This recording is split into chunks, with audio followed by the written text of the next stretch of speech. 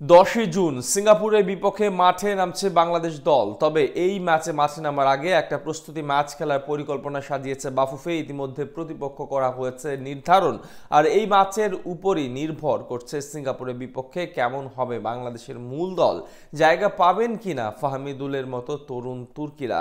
সিঙ্গাপুরের বিপক্ষে মাঠে নামার আগে বাংলাদেশের প্রস্তুতি ম্যাচ এবং কেমন হতে চলেছে বাংলাদেশের একাদশ, সেই সব এক করে বিস্তারিত থাকছে রিপোর্টে। কল্পনার জগৎ যে কখনো কখনো সত্য হয়ে ধরা দেয়, কল্পনাও বাস্তব হতে পারে তার উজ্জ্বল দৃষ্টান্ত বাংলাদেশ জাতীয় ফুটবল দল। যে দলটাকে নিয়ে কোটি কোটি প্রাণ স্বপ্ন আঁকত বিশ্বের বড় বড় লিগের তারকারা বাংলাদেশ দলে খেলবে।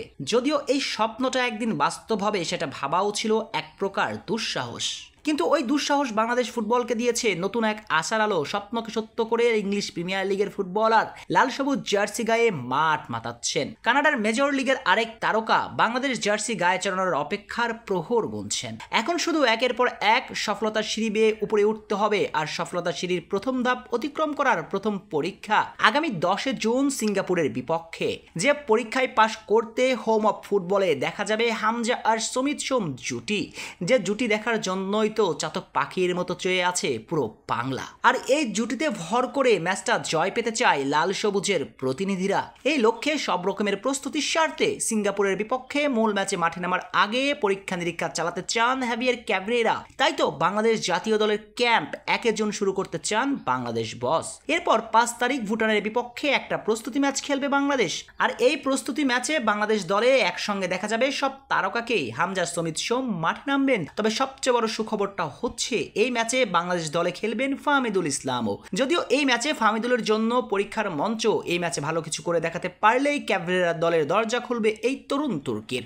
আর এই ম্যাচের পরই মূল দল ঘোষণা করবেন বাংলাদেশ বস। এরপর 4 দিনের ক্যাম্প শেষে 10 জুন মাঠে সিঙ্গাপুরের বিপক্ষে নামবে ক্যাভরেরার ছেলেরা।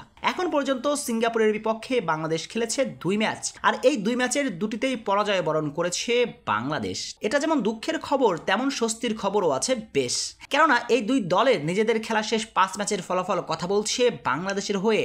কারণ নিজেদের খেলা শেষ 5 ম্যাচে যে জয়েরই দেখা পায়নি সিঙ্গাপুর। ড্র করেছে 3টিতে, পরাজয় বরণ করেছে 2টিতে, যার মাঝে তাদের হারের মুখ দেখতে হয়েছে নেপালের বিপক্ষে, হেরেছে ভিয়েতনামের সঙ্গেও। অপরদিকে নিজেদের খেলা শেষ 5 ম্যাচে বাংলাদেশ হার দেখেছে মাত্র 1টিতে, ড্র করেছে 3টি, জয় পেয়েছে 1টিতে। অর্থাৎ স্পষ্ট শেষ 5 ম্যাচের পরিসংখ্যান বলছে বাংলাদেশ আছে ঢের এগিয়ে। এর ওপর হোম অ্যাডভান্টেজ পাবে হামজা সমিতরা। তাই নিঃসন্দেহে বলা যায় তারকাদের নিয়ে এই ম্যাচে জয়ের ব্যাপারে শতভাগ আশাবাদী থাকতেই পারে বাংলাদেশ সমর্থকরা। তবুও এখন দেখার অপেক্ষা শেষ সিনে কি লেখা আছে লাল সবুজের ভাগ্যে।